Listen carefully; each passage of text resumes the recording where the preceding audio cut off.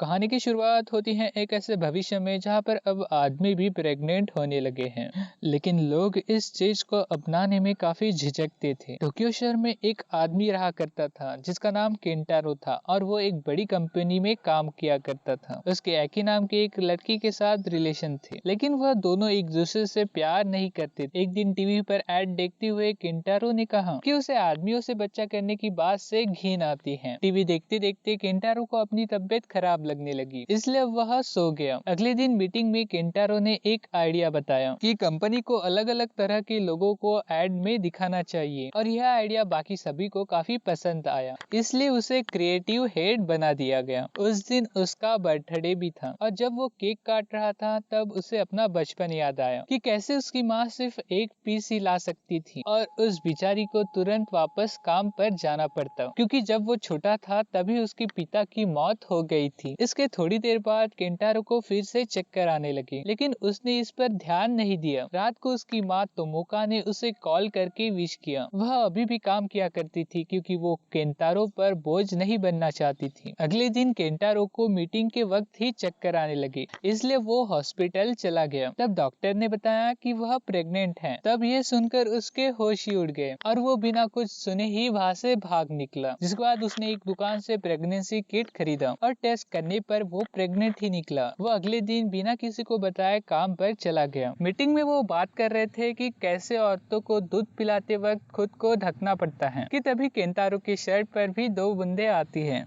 इसलिए वो बाथरूम में भागा। असल में प्रेजेंटेशन में मौजूद उस बच्चे की रोने की आवाज सुनकर केंटारो के अंदर की माँ जाग गई थी। शाम में केंटारो डॉक्टर के पास वह बच्चा गिरवाने के लिए पहुंचा। यहाँ उस डॉक्टर ने उसे एक फॉर्म दे दिया जिसमें बच्चे के दोनों माँ बाप के साइन होने चाहिए। केंटारो ने आकी को मैसेज करके मिलने को कहा, लेकिन वो काम में बिजी होने के कारण उससे मिल नहीं पाई। जिसके बाद उसने प्रेगनेंसी और उसकी संबंधित मुसीबतों के बारे में जानने की कोशिश की, लेकिन वहाँ सब कुछ औरतों के बारे में ही लिखा था। जिसके बाद वो शाम में आकी के घर पर पहुंचा, जहाँ पर उसने आकी को अपने प्रेग्नेंट होने की बात बताई। आकी को यह बात सुनकर बहुत बड़ा धक्का लगा, लेकिन बाद में वो फॉर्म पर साइन करने पर राजी हो गई कि तभी केंटारो को उल्टी आती है और सारा फॉर्म खराब हो जाता है। अगले दिन जब आकी ने अपने दोस्त को यह राज बताया, तब उसने सलाह दी कि तुम्हें एक बार फिर से सोच लेना चाहिए, क्योंकि बच्चे का जन्म किसी चमत्कार से कम नहीं होता। आकी ने केंटारो से मिलकर कहा कि हमें बच्चा रख लेना चाहिए, क्योंकि वो ये सोच रही थी कि उसे बिना प्रेग्नेंट हुए बच्चा मिल रहा है और उसे क्या चाहिए। केंटारो ने साफ मना कर दिया, क्योंकि बच्चे के चलते उसकी जिंदगी बहुत खराब हो रही। आखिरकार आकी ने भी उस पर साइन कर ही दी। जब केंटारो काम पर पहुंचा,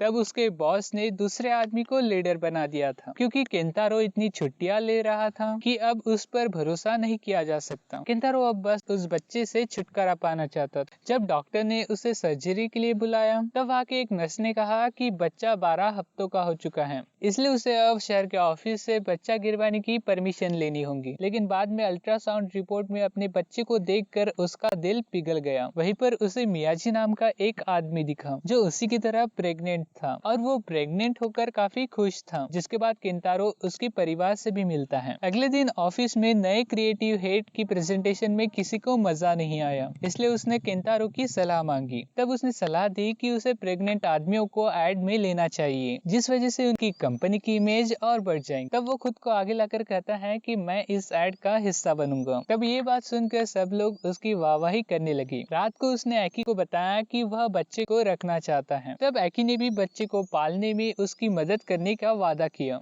लेकिन वो अब भी शादी करना नहीं चाहती थी। जिसके बाद केंटारो की एड दुनिया भर में दिखाई जाने लगी और उसे देखकर लोग अब मेल प्रेगनेंसी के बारे में बातें करने लगे। केंटारो अब रातों रात फेमस हो चुका था और अब उसे टीवी प्रोग्राम्स में भी बुलाया जाने लगा था, लेकिन वो आसपास के लोगों से घुल मिल नहीं पा रहा था, क्योंकि प्रेगनेंसी की बात पता चलने के बाद से बाकी सभी लोग उसके साथ सौतेला व्यवहार किया करते। अगले दिन उसने मियाजी से मिलकर अपना दिल हल्का किया। मियाजी को भी ऐसी दिक्कतें आया करती थी, इसलिए उन दोनों ने एक वेबसाइट बनाने की बात सोची, जहाँ पर बाकी सभी प्रेग्नेंट मर्द अपनी परेशानियां बांट सके। और दूसरी तरफ आकी को अपने घर की शादी के लिए दूसरे सिटी में जाना था, लेकिन उसके पिता से उसकी बिल्कुल भी बनती नहीं थी। और दूसरी तरफ केंटारो की माँ को उसकी एड बिल्कुल भी अच्छी नहीं लगी। जब केंटारो ने अपने पिता के बारे में पूछना चाहा, तब उसकी माँ ने हमेशा की तरह उसकी बात को टाल दिया। जिसके जिसके बाद केंटारो और मियाजी की वह वेबसाइट काफी मशहूर हो गई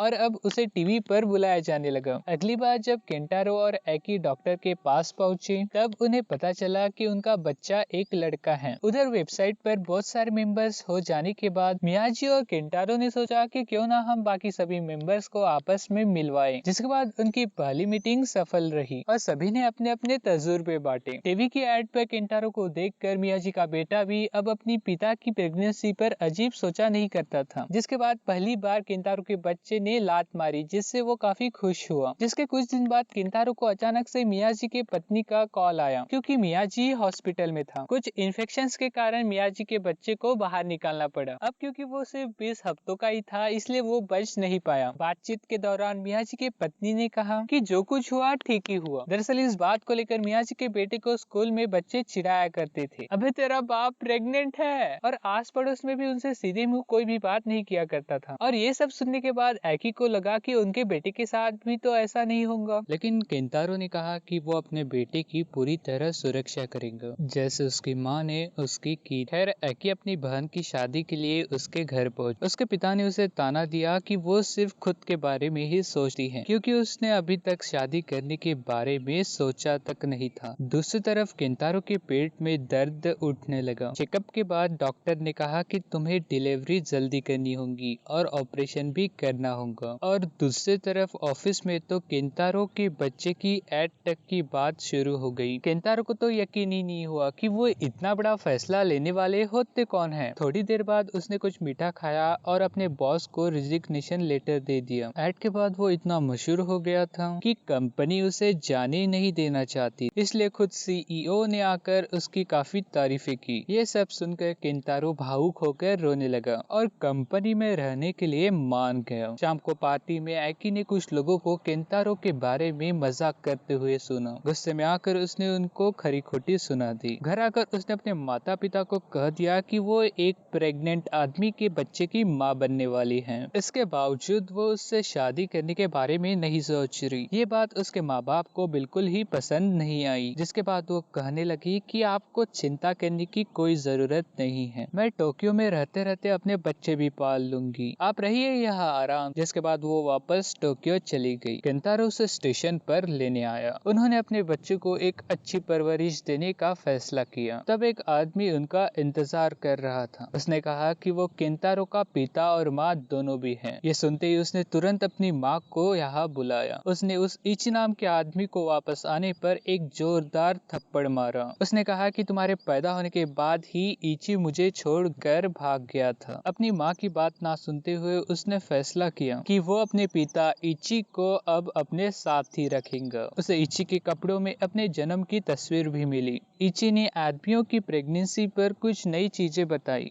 जो केंटारो को भी काफी पसंद आई। जिसके बाद केंटारो अपनी माँ से वह पूरी कहानी जानने के लिए गया। उसकी माँ ने कहा कि पुराने जमाने में प्रेग्नेंट आदमियों को छुपकर रहना पड़ता था क्योंकि समाज में इस चीज को काफी बुरा समझा जाता था। लोगों के ताने सुनकर वो इतना दुखी हो गया था कि वो घर से ही भाग गया। उसकी माँ ने कहा कि इची के साथ काम करना ठीक नहीं रहेगा क्योंकि वो तो उस पर बिल्कुल भी भरोसा नहीं करती, लेकिन केंटारो को तो उस पर पूरा भरोसा। दूसरी तरफ एकी को सिंगापुर में एक बहुत ही अच्छी नौकरी का ऑफर मिला, लेकिन नौकरी के लिए उसे 2 साल सिंगापुर जाना पड़ेगा। जब एकी ने इसके बारे में केंटारो से बात की तब केंटारो ने मना कर दिया क्योंकि अगर वो बच्चे को साथ मिलकर पालना चाहती है तो उसे यहीं पर रहना होगा। यह बात सुनकर एकी बहुत निराश होती है। केंटारो ने देखा कि सब लोग उसे धोखेबाजी का आरोप लगा रहे हैं क्योंकि उसका बाप इची बिजनेस का सारा पैसा लेकर फरार हो चुका था। उसके घर के बाहर लोगों की भीड़ लग गई थी। मियाजी और उसकी माँ उसका साथ देने उसके पास आए। उसकी माँ ने कहा कि इची ने वो सारे पैसे जुए में लगा लिए होंगे। जिसके बाद केंटारो ने इची को बाकी जुआरियों के साथ एक वैन में पकड़ लिया। इची ने पैसे देते हुए कहा कि उसे अब भागने की आदत सी पड़ चुकी है और इसी वजह से वो अब केंटारो के साथ काम नहीं कर सकता। अगले दिन एकी ने कहा कि वो सिंगापुर जा रही रही है और थोड़े थोड़े टाइम के बाद वो बच्चे की देखभाल के लिए आती रही। दूसरी तरफ ऑफिस में केंतारो को ऑफिस से निकालने की बात शुरू हो गई थी। एक कॉन्फ्रेंस में केंतारो ने अपने पिता की सारी बात बताते हुए कहा कि वो बेगुनाह है, लोगों के बुरे बर्ताव के कारण ही उसका बाप ऐसा बना। जब वो वहाँ से जा रहा था तब वो बेहोश होकर नीचे गिर गया। एकी भी एयरपोर्ट से ये सब टीवी पर देख रही थी। केंतारो की खराब हालत देखकर एकी सीधा हॉस्पिटल पहुंची। केंतारो की माँ भी इची के साथ वहाँ पर आ पहुंची। डिलीवरी का वक्त केंतारो के लिए काफी मुश्किल भरा था, लेकिन आखिरकार दोनों बाप बेटे सलामत थे। इची ने ठीक उसी तरह तस्वीर ली जिस तरह केंतारो के जन्म पर ली गई। कुछ समय बाद एकी और केंतारो दोनों अपने बच्चे को एक साथ पालने लगे। केंतारो की कहानी हर जगह सुनी जा रही थी और अब लोग प्रेग्नेंट आदमियों की मदद के लिए सामने आया करते थे। अब लड़कियां प्रेग्नेंट आदमियों को ट्रेन में सीट दिया करती थी। जिसके बाद केंतारो ने एकी को सिंगापुर जाकर अपने सपने साकार करने के लिए कहा। यहाँ से जाने के बाद भी वो अक्सर अपने बेटे से मिलने आया करती। केंतारो को अपनी परवरिश पर नाज था। उसे यकीन था कि उसका बेटा एक दिन बहुत बड़ा आदमी बनेगा। और इसी के साथ यह मूवी यहीं पर खत्म होती है। आपको यह वीडियो कैसा लगा? अगर अच्छा लगा होगा तो लाइक एंड सब्सक्राइब जरूर कीजिए। मिलते हैं अगले वीडियो में, तब तक के लिए अलविदा।